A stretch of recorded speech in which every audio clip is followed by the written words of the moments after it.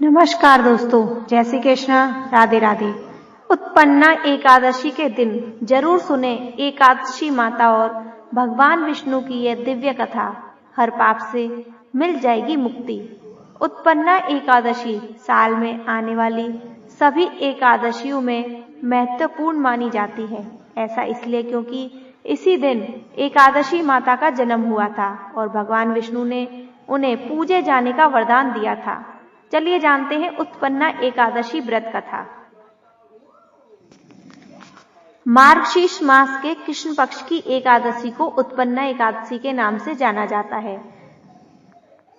इस साल यह एकादशी 15 नवंबर 2025 को मनाई जाएगी, तो वहीं इस व्रत का पारण 16 नवंबर को किया जाएगा।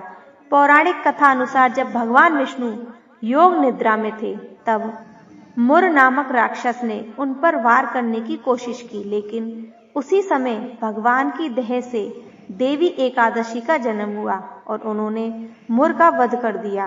कहते हैं उसी दिन से यह तिथि उत्पन्ना एकादशी के नाम से प्रसिद्ध हुई।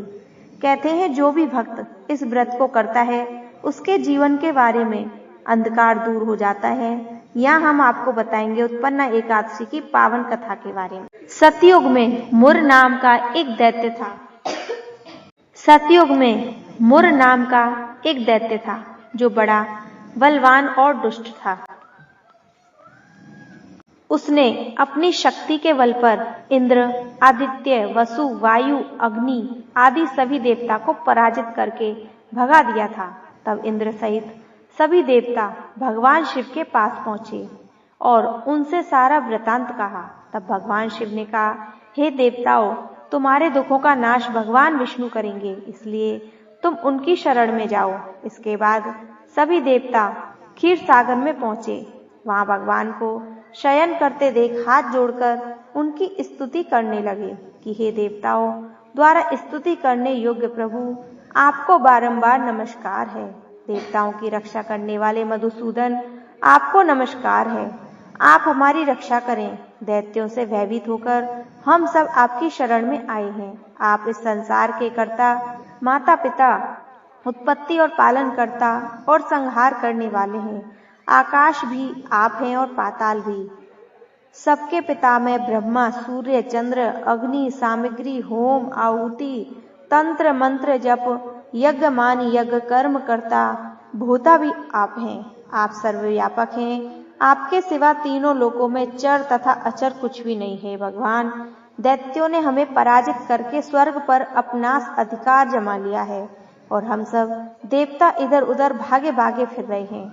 आप उन दैत्यों से हम सबकी रक्षा करें। इंद्र के ऐसे वचन सुनकर भगवान विष्णु ने कहा, ऐसा मायावी दैत्य कौन है जिसने सब देवताओं को जीत लिया?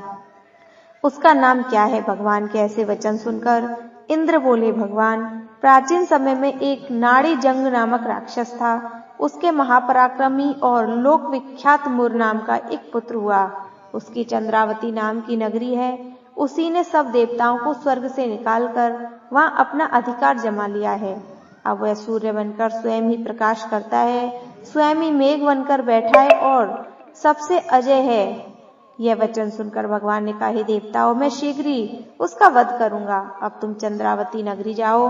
इसके बाद भगवान सहित सभी देवता चंद्रावती नगरी पहुंचे। उस समय जब दैत्य मुर सेना सहित युद्ध भूमि में गरज रहा था, तो उसकी भयानक गर्जना सुनकर सभी देवता डर गए।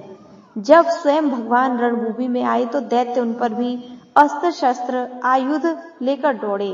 भगवान ने उन्हें सर्प के समान अपने बाणों से बींध डाला। अब केवल मुर बचा था जो भगवान के साथ युद्ध करता रहा। भगवान जो भी तीक्ष्ण बाण चलाते वह उसके लिए पुष्प सिद्ध होता। उसका शरीर छिन्न छिन्न हो गया, किंतु वह लगातार युद्ध करता रहा। इसके बाद दोनों के बीच मल्लयुद्ध हुआ। कहते हैं 10,000 वर्ष तक उनका युद्ध चलता रहा, किंतु मुर नहीं मरा।